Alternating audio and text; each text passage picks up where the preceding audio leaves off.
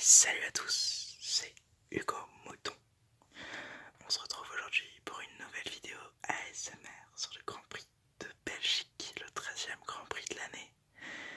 Alors je vais commencer ce Grand Prix par une petite introduction sur sûrement le moment le plus triste de cette année.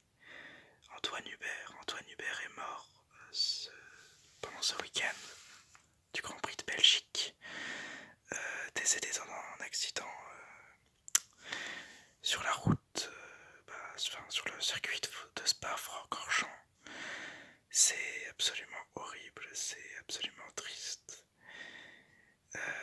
C'est une fatalité et les pilotes savent qu'il y a cette fatalité quand ils prennent la voiture. C'est pour ça qu'on les admire.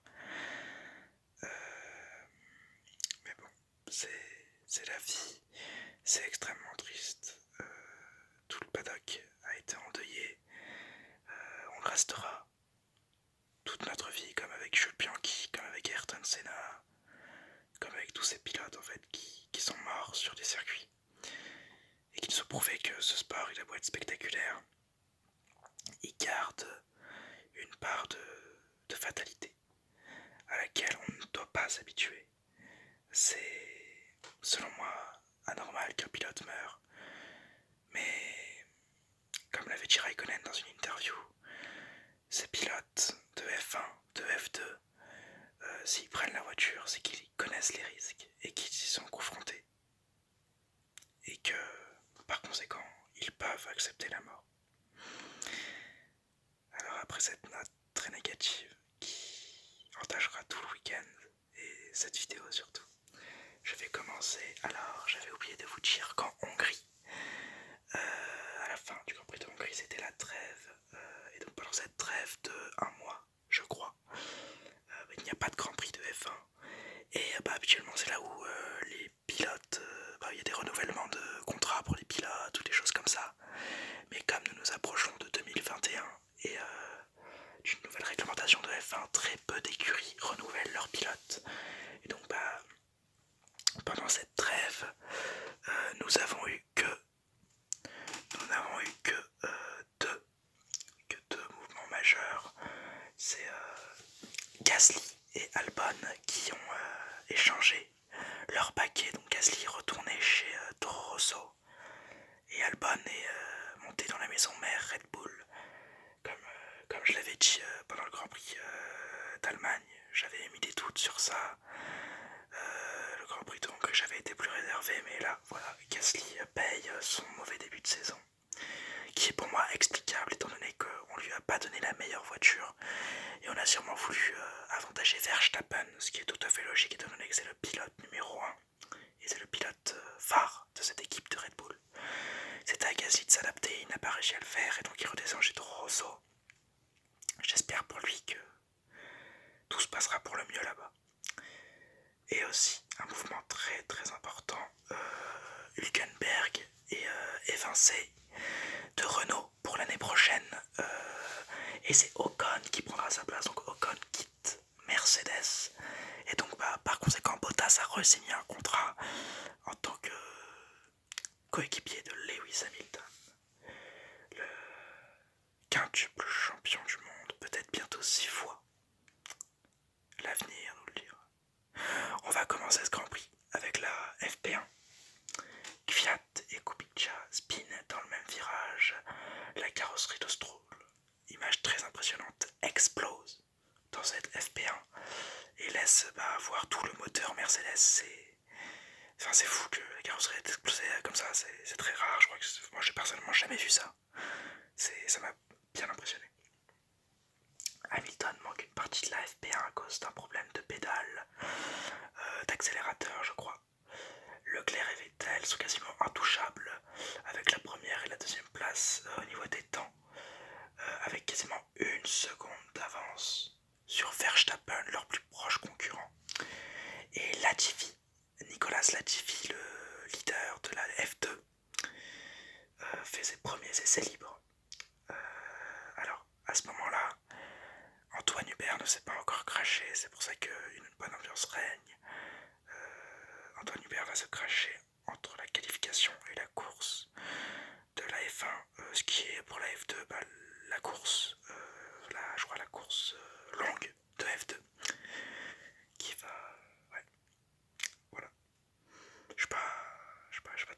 ça c'est une fatalité totale. Et je sais pas, Hubert avait des très bons amis dans le paddock comme Leclerc et Gasly, et donc c'est un deuil très lourd à porter pour ces deux pilotes. En FP2, Vettel est un peu moins bon et fera même une petite sortie, et Leclerc toujours premier, enfin il repassera premier. Hamilton a encore des problèmes et je crois qu'il doit changer son casque. Sur les deux dernières vidéos, je crois qu'il a dû changer séquence son casque. Ça me fait rire personnellement. Albon partira en fond de grille pour pour un changement de moteur. Donc premier Grand Prix de Albon chez Red Bull, un peu gâché par ça. Verstappen se plaint de ce même moteur qui lui est un peu plus usé mais qui ne peut pas changer. Perez est 5ème, ce qui est pas trop mal, mais il finira la session aux portes arrêté sur le circuit, encore à cause du moteur Mercedes. Stroll a eu des problèmes en FP1, là il a des problèmes en FP2. Vraiment, ce moteur Mercedes est pas très fiable. En FP3, gros crash de Hamilton contre le mur. Drapeau rouge, Leclerc encore trop fort. Et Gasly perd la glace de son rétroviseur. Ça me fait penser à l'année dernière où Magnussen se plaignait que son rétroviseur vibrait trop ou des choses comme ça. Il y a toujours des problèmes de rétroviseur en F1 de toute façon. Et Verstappen se plaint d'une Williams trop lente. LOL, les Williams sont trop lentes, Verstappen devrait le savoir.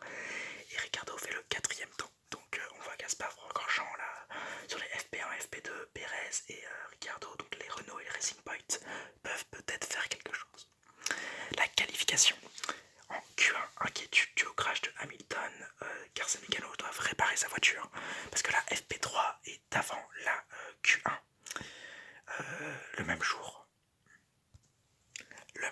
Donc s'il y a un problème en FP3, ça peut empiéter sur ta qualification, et c'est ce qui se passe pour Hamilton qui perd beaucoup de temps et qui peut même pas partir en fait.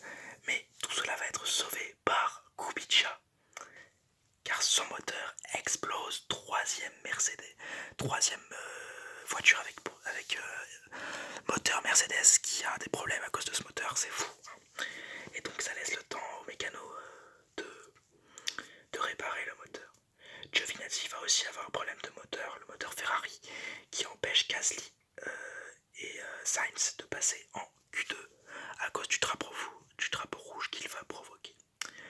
Albon ne force pas en Q2. Albon ne force pas parce qu'il est en fond de grille.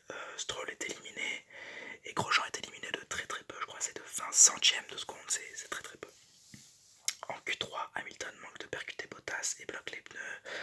Bottas fait la même chose avec Hülkenberg un tour plus tard, je crois, un tour après, pour repartir à la course. Leclerc prend la pole position provisoire devant Hamilton et Vettel. Et ensuite, au deuxième passage, Leclerc prend sa seconde pole position en F1, suivi de Vettel et Hamilton. Leclerc est extrêmement content et on le comprend.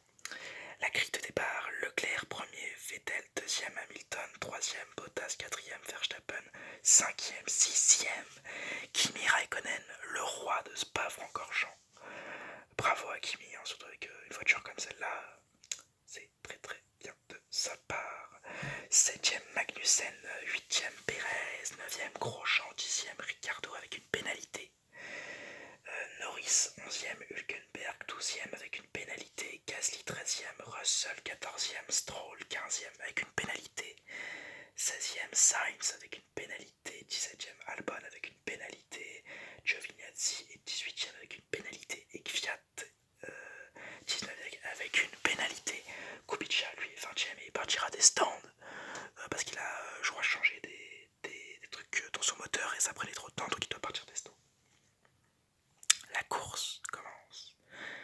Course qui commence avant par la minute de silence pour Antoine Hubert autour de son casque.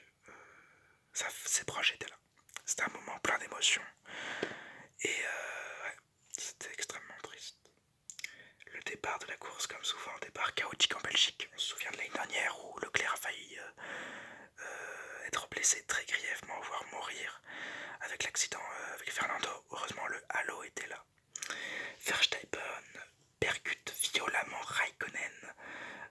sur le premier virage, Raikkonen qui se plaint de ce contact et qui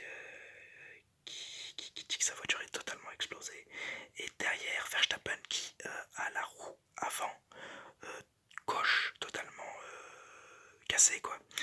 Il va repercuter Raikkonen plus doucement, mais quand même, hein, et quand t'es à 200 km/h, bah, tu le sens, quelqu'un te percute. Et donc bah, il va se plaindre de ça.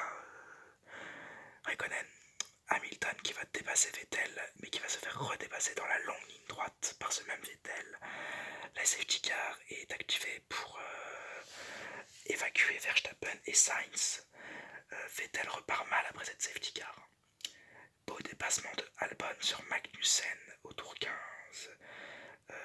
Beau dépassement aussi de Gasly et de Perez sur Raikkonen qui a du mal à cause de son départ et de sa voiture cassée au tour 17. Tour 19, applaudissements pour Antoine Hubert.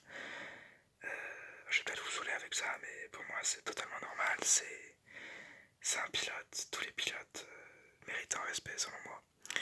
Et encore plus quand ils sont décédés, que voilà, Antoine Hubert était un talent de F1 qui aurait pu faire de grandes choses. Mais le sort n'a pas voulu. Vers le milieu de la course et même vers la fin de la course, au tour 32, Hamilton dépasse Vettel. C'est un beau dépassement. Et aussi beau dépassement de Albon sur Ricciardo. Tour 35. C'est vraiment pas mal. Hein.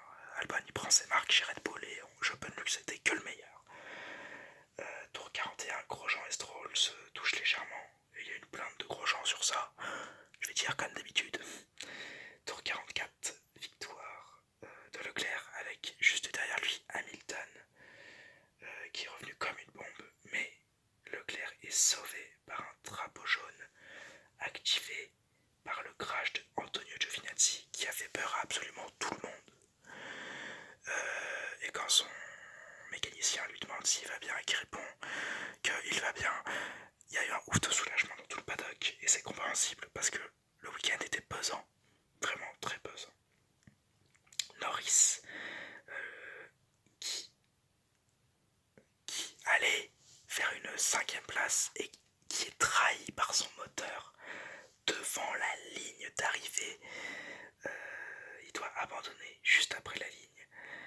Et alors écoutez sa radio sur YouTube, ça m'a fait rire, même si c'est un petit peu méchant, mais ça m'a trop fait rire. Sa voix me fait rire et ça se voit qu'il aime beaucoup la F1, tellement il a l'air impliqué dans toutes les radios qu'il fait. Et c'est vraiment le genre de pilote que j'adore, c'est le nouveau pilote, un petit peu foufou, hein, une sorte de nouveau Ricciardo, et j'adore ça. Donc Leclerc va gagner sa course. Et on va passer aux enseignements de cette course. Juste avant, je vais vous faire la grille. Hein. Tout est en désordre, je suis fatigué. Leclerc finit premier, Hamilton deuxième, Bottas troisième, Vettel quatrième. Vettel qui s'est sacrifié pour que Leclerc puisse finir premier. Bravo à Vettel d'avoir fait ce choix-là. Albon cinquième, bon résultat avec sa voiture, surtout qui partait de 17ème. Perez 6ème, Kvyat 17ème, Hülkenberg. Qu'est-ce que je dis? Perez 6ème, Kvyat 7ème, Hülkenberg 8ème, Gasly 9ème. Bon premier résultat pour Pierre Gasly. Stroll 10ème, dans les points le Stroll, bravo à lui. Norris 11ème, DNF, c'est vraiment dommage. Magnussen 12ème, 13ème, Grosjean 14ème, Ricciardo, très dommage aussi. 15ème Russell, 16ème Raikkonen à cause de sa voiture, Kubica 17ème, Giovinazzi 18ème DNF, Sainz 19ème DNF et Verstappen 20ème DNF. Les enseignements de ce Grand Prix. Je vais revenir une dernière fois sur ça. Antoine Hubert, c'est triste. Je me dis vraiment que Charles Leclerc est extrêmement fort mentalement d'avoir fait la course qu'il a faite. Une victoire en plus. Moi je me dis reprendre pendant 41 tours, 44 tours, le même virage où ton ami est mort, même pas 24 heures avant. Il faut avoir une force de caractère inouïe pour faire ça. Et c'est fou, c'est vraiment fou. paix Antoine, et bravo à Charles pour cette course. Tellement dommage pour Raikkonen qui se fait cacher sa course par Verstappen qui retombe un peu dans ses travers. Hein. Même s'il est beaucoup plus mature cette saison, il retombe un peu dans ses travers. Et ça me déçoit un minimum. Mais bon, c'est pas grave. Et Norris, surtout, qui finit aux portes des points. Pauvre Norris. Pour moi, il aurait dû finir 5ème. Il a fait une très très bonne course. Il a fait un bon petit truc. Il avait évité enfin, il avait roulé entre les gouttes. Il avait été vraiment très très bon. Mais bon. Et mon dernier renseignement, c'est bravo à Ferrari. Enfin une victoire pour Ferrari. Même si pour moi le Canada ça leur a été volé, que c'était Vettel qui devait gagner. Bravo à Ferrari pour cette nouvelle victoire. Je suis très content pour eux. Vous savez que je suis un grand fan de Ferrari. Donc voilà. J'espère que pour le Grand Prix de la semaine prochaine, le Grand Prix d'Italie, ils vont faire pareil, ils vont faire un super truc. Je ne leur souhaite que ça. Et voilà. Ça aura été un week-end très compliqué pour le paddock. Et une plutôt belle course. Forza Ferrari. Et au revoir Antoine.